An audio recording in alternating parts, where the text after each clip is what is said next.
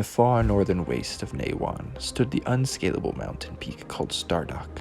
It was said that one could find demons and evil gods at its heights, and of course, fabulous treasure. So naturally, when Fafhrd and the Grey Mouser heard of it, and as if one such adventure were not more than enough for two mortals, the two pledged themselves to questings in the terror-shrouded kingdom of Coramal, lair of man's most ancient and evil sorceries. There they learned that, more often than not, it is not treasure that lies at the end of a quest, but treachery.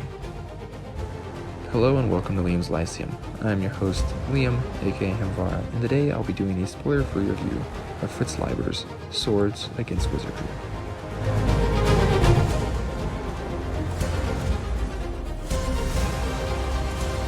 Swords Against Wizardry is a 1968 fix-up consisting of 4 stories, 2 short stories, and 2 novelettes.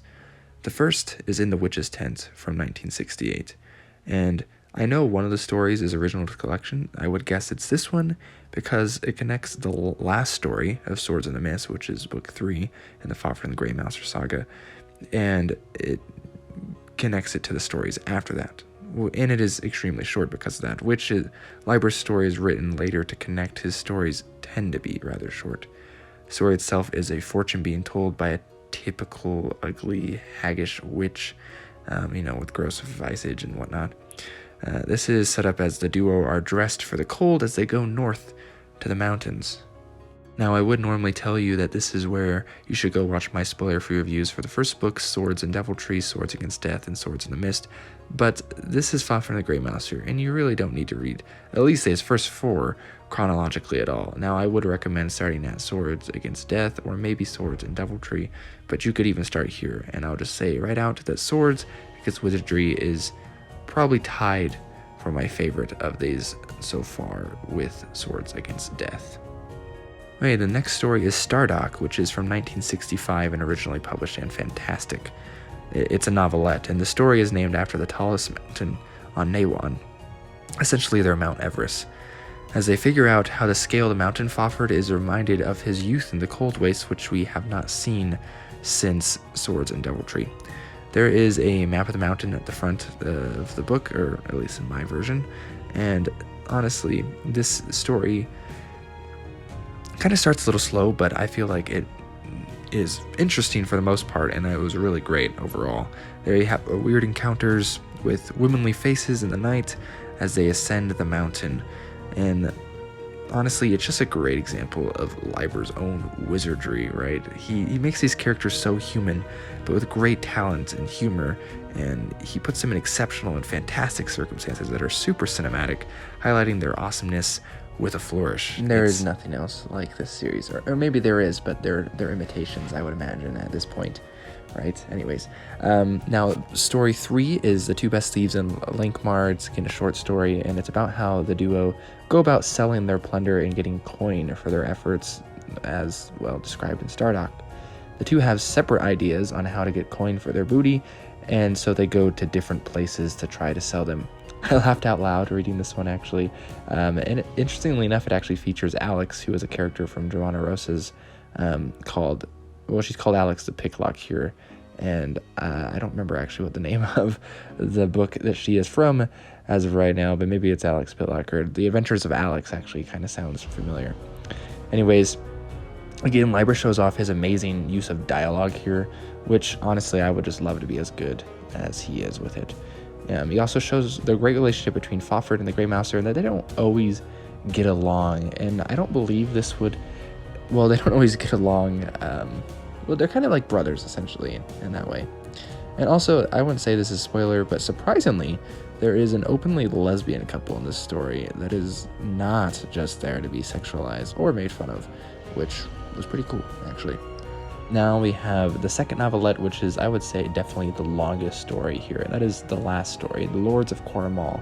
It is actually a story finished by Leiber, but not originally written by Leiber. I don't know how long the story is, but I know 10,000 words of it were written by Harry Otto Fisher, who is the co-creator of Fafhrd and the Grey Mouser in the world of Nehwon.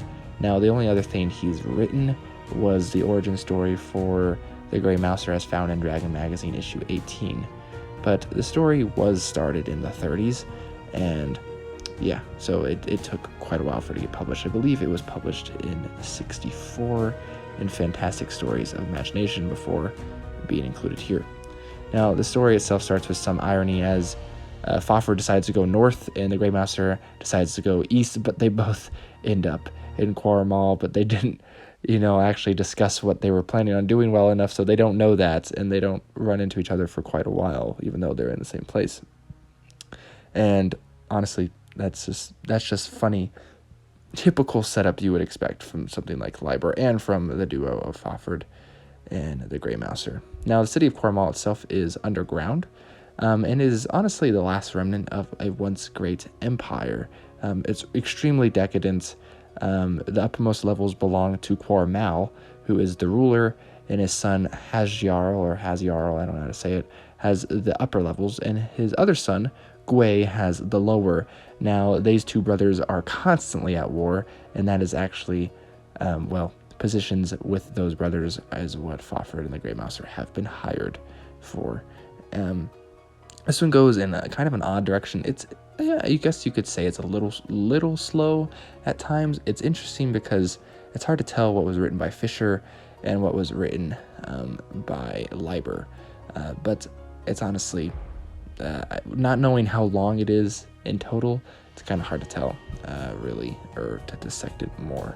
Though I'm sure there's someone out there, and you could probably put it, honestly, there's this tool online called Lexomics, which reads text for you and identifies, it essentially can tell you if something was written by another person. So honestly, someone should go and put Lords of Coramal in that. Anyways, it's rather long. Like I said, it's about half the book's length, and definitely a novelette, and it ends great, as you would expect. I love Fritz Leiber now. He's definitely become one of my favorites. This is the fourth Lankhmar, Grey Master, and Fafhrd sagas.